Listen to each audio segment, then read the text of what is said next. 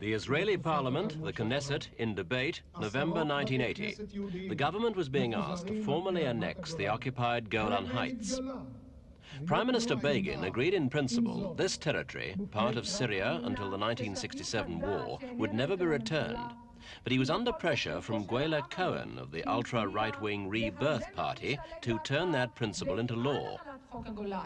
Mrs. Cohen had only a few months before introduced a similar bill proclaiming the whole of Jerusalem to be Israeli. The passing of that bill led to international indignation. And it was the depth of world reaction that led the Begin cabinet to withdraw support from the Golan annexation bill. They voted against, as they decided the move was ill-timed and would further isolate Israel. The bill was defeated.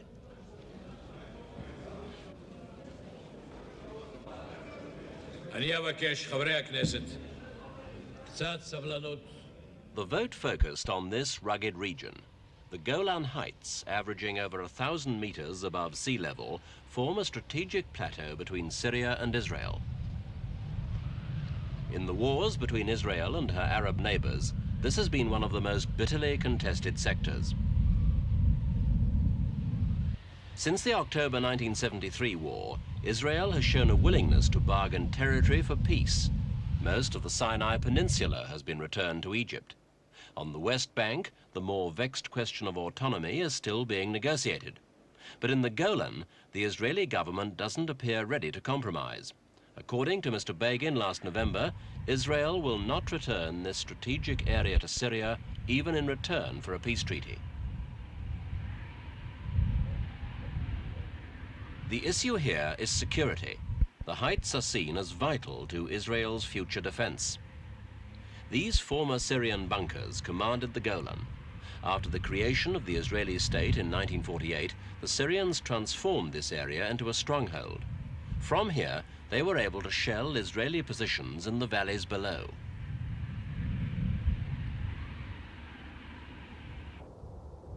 The legacy of damage and Israeli lives lost from 1948 to 1967 has created a powerful lobby opposed to returning the heights to Syria. This film was taken before the 1967 war and shows the damage inflicted on an Israeli kibbutz after a Syrian bombardment. In one of the most daring assaults of the Six-Day War, the Israelis pushed the Syrians off the Golan Heights. The Israelis captured what was thought to be an impregnable position. The engagement was short and sharp, with Israeli control wrested after 2 days of fighting.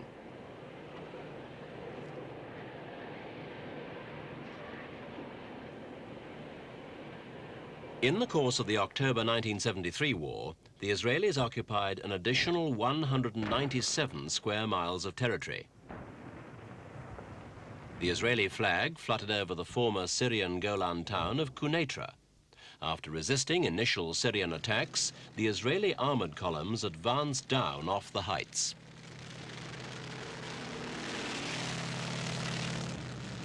The Israeli drive, with armor supported by air power, was to bring them within 39 kilometers of Damascus.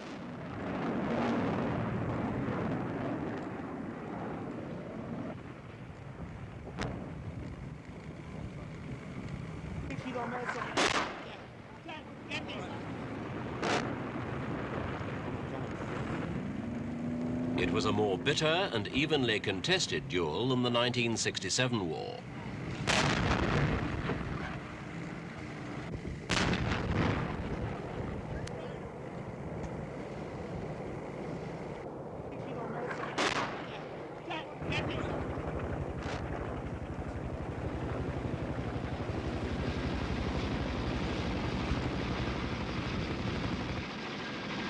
By the time of the ceasefire, an estimated 7,500 Syrians and 5,000 Israelis had lost their lives in the battle for the Golan.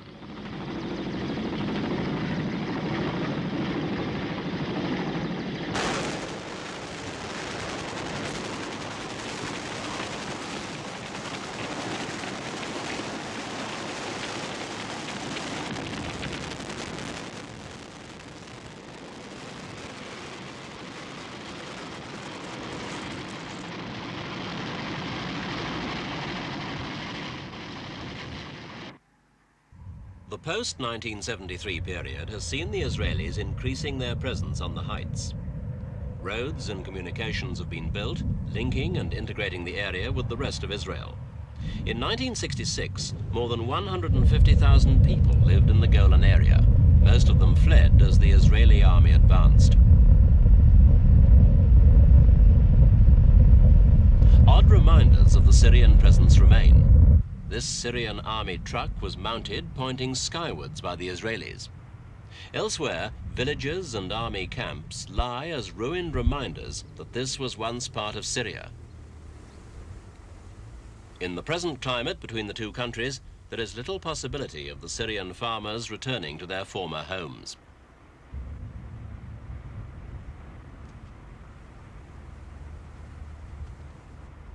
Under the ceasefire agreement, the Israelis withdrew from most of the territory captured in the 1973 conflict. But they retain commanding positions on the heights and look out over the plains towards Damascus.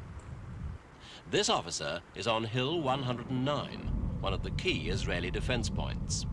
Israeli troops successfully withstood Syrian assaults here in the Yom Kippur War. Hill 109 overlooks the now deserted town of Quneitra. This used to be the main town of the Golan area. 25,000 people lived there. Continued clashes on this border ended in 1974 with the establishment of a UN buffer zone. Today, sophisticated intelligence gathering equipment checks that both the Syrians and Israelis stand by the disengagement agreement.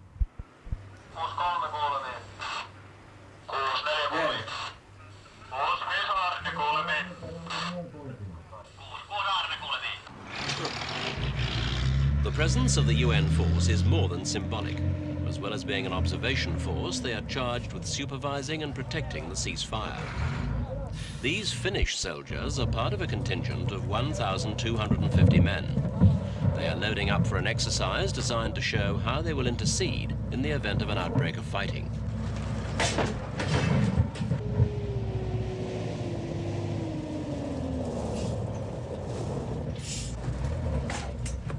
This reaction force will be sent out to provide a buffer between the two opposing sides in any flare-up.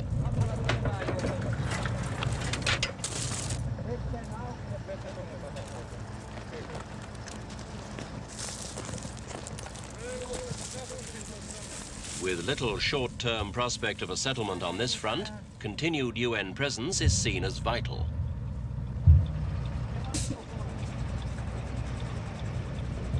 Behind the military lines, Israeli occupation has largely replaced that of the Syrians. But there is also a distinct community who claim to have benefited from Israeli occupation. These hill people are the Druze, a race who take their name from their unique religion.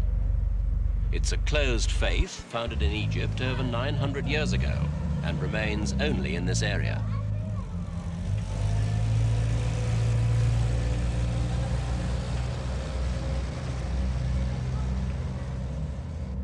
The Druze permit no conversion, either away from or to their religion, and no intermarriage. They do, however, practice taqiyya, or concealment. This allows them to adapt to the laws and customs of any nation they find themselves within. By this means, the Druze have survived and maintained their identity. Israeli settlement on the Golan began hard on the heels of their capture of the heights in 1967. 1 month after the war, a group of private Israeli citizens established the first kibbutz. It was soon recognized by the then Labour government. Already, unofficially, the Israeli cabinet excluded the possibility of restoring the Golan Heights to Syria. The new settlements set about developing agriculture as the foundation of a prosperous economic base. The initial pioneering camps were soon developed into permanent communities. In some areas, military outposts became civilian kibbutzim. Despite the often harsh terrain, there are abundant water resources in the Golan. It's the source of the Jordan River, which supplies more than 30% of Israel's water. This resource has enabled the Israelis to transform many acres of barren land into lush cotton and wheat fields. Golan's water is another powerful reason why the Israelis wish to retain the heights. Water has allowed for a rich and varied agriculture, increasing migration to the area. There are now 27 settlements and 6,000 Israelis in the Golan. The occupied zone is 45 miles long and 15 miles wide. In the northeastern corner is the settlement of Nevaeh Teve. It lies close to the border with Lebanon and Syria, in the rugged foothills near Mount Hermon. It began as an outpost in October 1971. Today, it is an established agricultural community.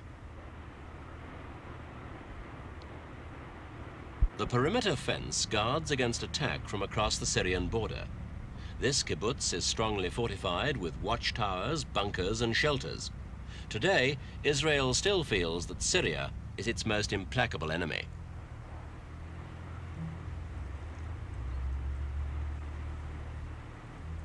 Israelis have been attracted up here by a mixture of nationalism and self-interest. Many believe that this land is rightfully theirs, a part of biblical Eretz Israel. But there is also the fact that the climate is mild and the way of life offers an escape from the cities. Ilana Graf has been at Nevaeh Teve for 5 years. How would she feel if she had to leave? I wouldn't like it because I think this is my real home. I never felt like this when I lived in the town, and I'm already 5 years here, and it will be very disappointing. But isn't it sometimes worrying living so close to such an implacable enemy, such as Syria? We don't feel it here. We never had anything to fear from. I mean, no bombing, and no. We didn't have to go to a shelter, and I think it's more safer than in the town right now in Israel. Does the latest defeat of the Golan bill to annex this area make you feel less secure? Yes, it has a certain amount of. We have a certain amount of fear because we wouldn't like to be. I don't know how to say it. We wouldn't like to be thrown away from here like they do in the south.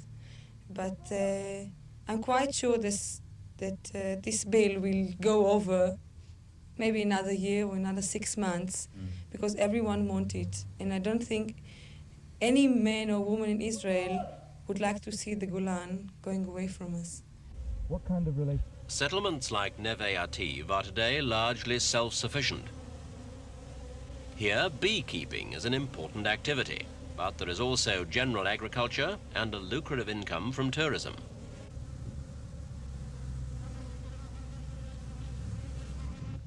To the south of the Golan area is the Sea of Galilee and Nevaeh kibbutz. The biblical Sea of Galilee, or Lake Tiberias, used to form a natural border with Syria. Israeli fishermen on the lake prior to 1967 were sometimes subject to Syrian fire from the northeastern bank.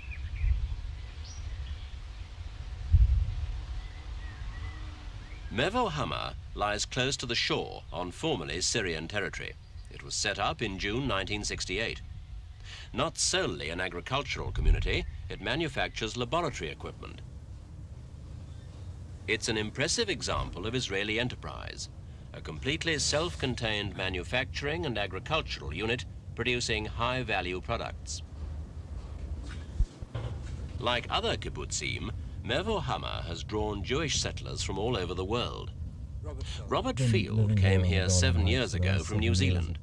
What was his reaction to the bill before the Israeli parliament to formally annex the Golan Heights? I think that the possibility of the law being passed at this stage of time is very inadvisable for all concerned, not only for the people who live here but for Israel in general.